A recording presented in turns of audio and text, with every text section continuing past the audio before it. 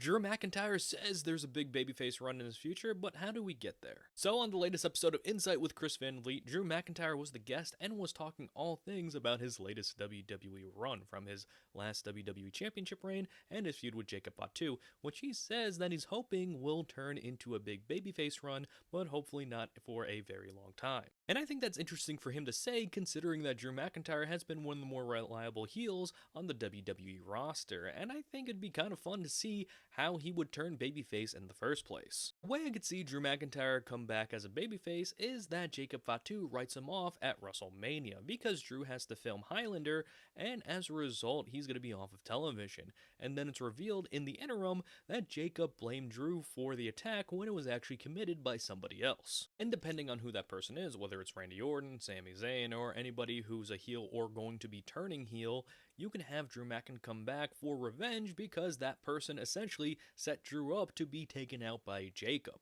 And then you have that babyface Drew McIntyre off and running, and Drew McIntyre is a very good babyface. I know people don't like to go back to the pandemic era, but he was one of the reasons why people would tune in, and I think he deserves his chance in the spotlight of being the hero for a change.